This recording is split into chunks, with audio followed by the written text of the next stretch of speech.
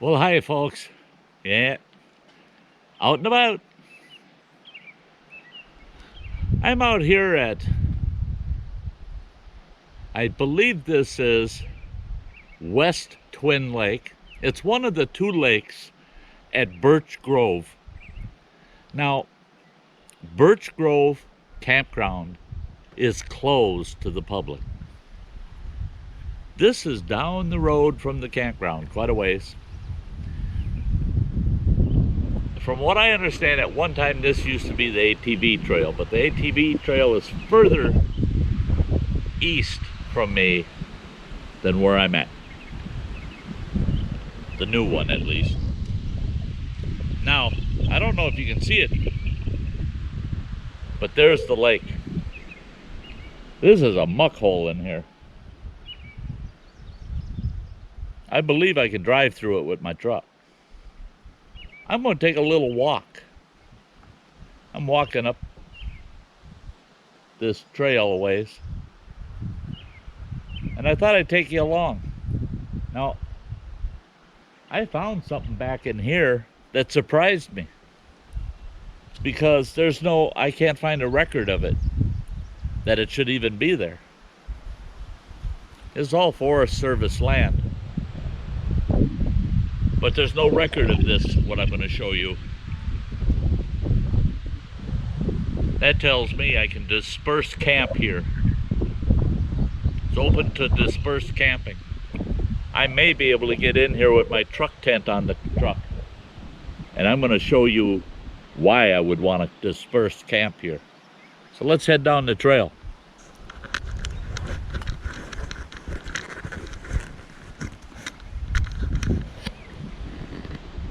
Well, as you can see, it's a pretty mucky mess in here. But we're going to hike through here anyway.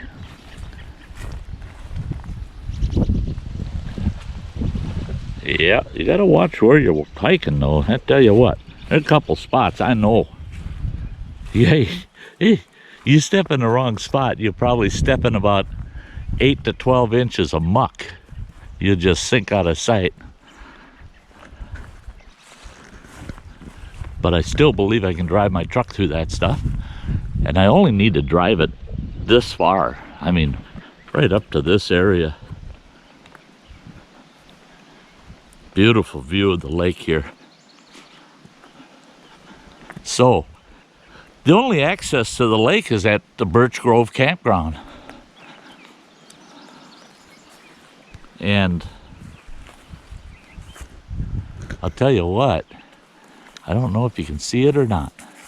Probably not. But we'll point it out. Right across there,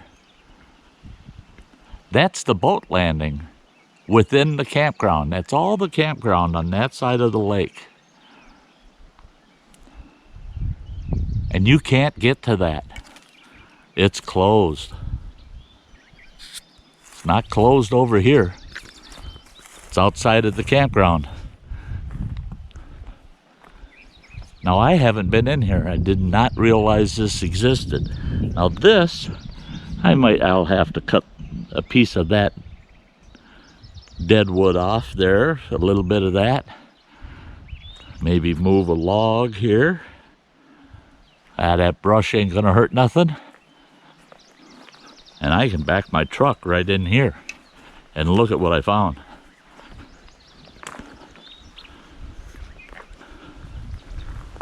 Lord Almighty.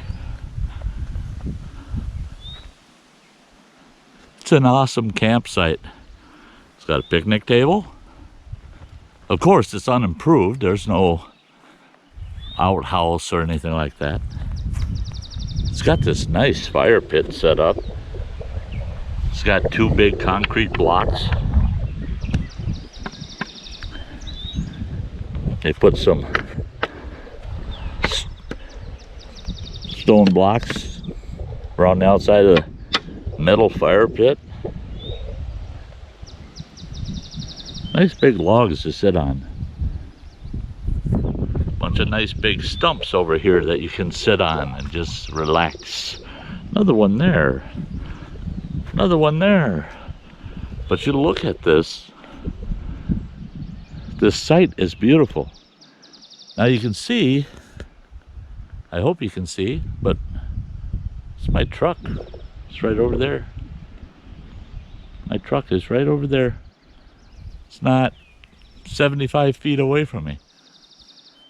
I just get that thing down. I bring that thing down here, back it in here, pop my tent up in the box of the truck, and disperse camp for a week. But check this out. Check it out. I hope the wind's not messing these microphones up too bad, but because it is pretty breezy right now. But look at this beautiful water access for the kayak. I can pull the kayak right up in here. Boom. It's wonderful. It's beautiful. Beautiful access to this beautiful lake. Now, I have fished this lake so many times. Never once did I notice this campsite up here. Never once. But you can tell this campsite's been established for a long time. So, guess what? Sty can sneak in here and have himself some camping time. We're going to take us a little walk.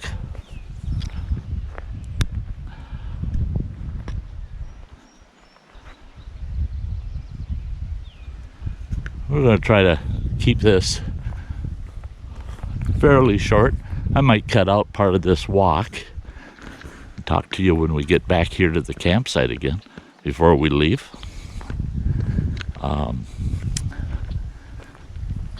I'm just hand holding the camera, so hopefully it's not too shaky. Another kind of muddy spot here. Yeah, it looks like it's crossable without a problem. Yeah, there we go.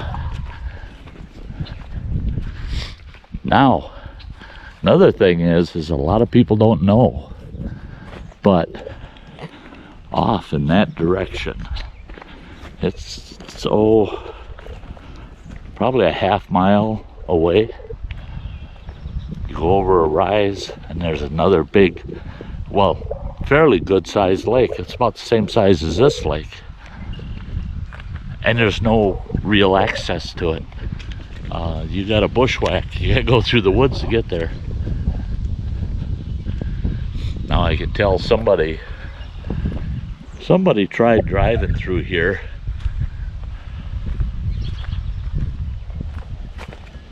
Well, obviously they did drive through here. This would be pretty sketchy driving in this, so this is pretty soft ground. But I want to see what else is down here, being I haven't hiked in here, along this beautiful lake. I mean,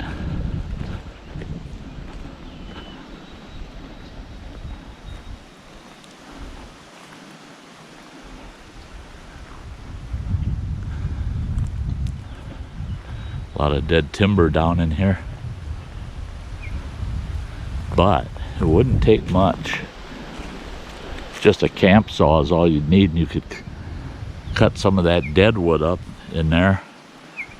Be able to bring a kayak right in here.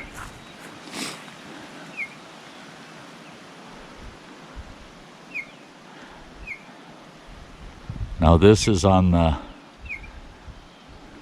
eastern side of the lake. Could be very susceptible to getting hit heavy by storms, but seems like this is where the trail ends, and it's pretty open in here. Pretty doggone open. There's a clear cut. Now that lake I'm talking about is back in there. Like I said, it's about a half mile back. Now if a person got in here and could camp, you could hike back through that clear cut and find that other lake back there.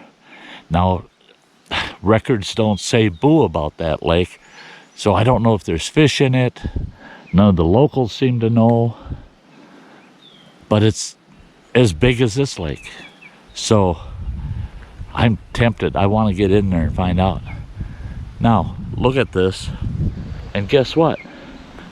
This was an established campsite at one time also. There's a remnants of an old fire pit right here. You got all the stone making the fire ring. A lot of it's been kicked to the center, and you can see the charred wood and the charcoal. There's a couple of stone slabs over here. So this at one time was a well-established campsite also. And I think they quit using it because access was so bad. But there's no excuse for a person not to be able to come in here, repair this, because you're not altering anything. You're just repairing something that exists, that's already there, and disperse camp. You have all the right in the world to disperse camp on Forest Service land. Now, driving a vehicle in here, it all depends on the time of the year, I guess.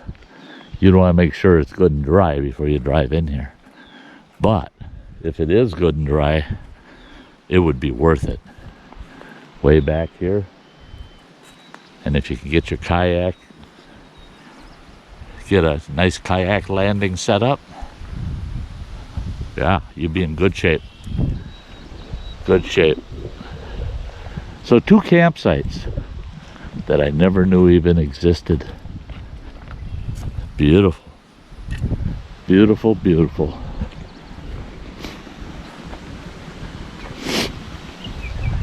And because the campsites aren't recorded, there's no record of them. I can't find anything on either one of them. Because of that, they are not part of the campground system. So they would be open to dispersed camping.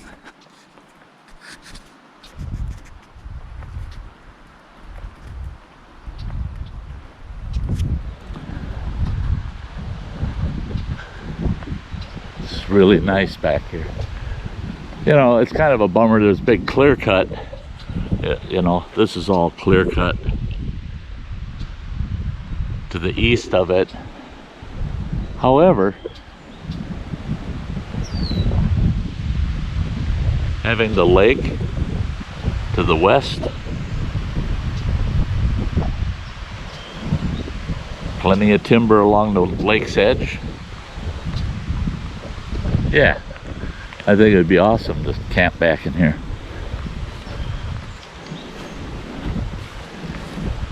And the thing with something like this, it's absolutely first come, first serve. There's no doubt. You get in here, you're good for 14 days. And you're not allowed to drive your vehicle off of any established access. So roads, a trail that's made for a vehicle. This is definitely established for a vehicle. So if you bring a vehicle in here and you back it into this site, because it's obviously a vehicle with access, just because that tree blew down in it doesn't mean it's not accessible, because you can cut that dead down wood for firewood or whatever you want to use it for. So yes, this site qualifies as dispersed camping. And Sty's liking it. I'm really liking this site. It's beautiful. So, hey, thanks for coming out here and checking out these new sites with me. I think we're going to enjoy it if we can get out here and camp here. Oh, in fact, I'm certain we will. Hey, until the next time, guys, This is Sty telling you, get in the outdoors, enjoy every minute of it. Love you all. Hit that thumbs up, subscribe if you haven't, and hey, until the next time, you all have a very, very nice day. Bye-bye.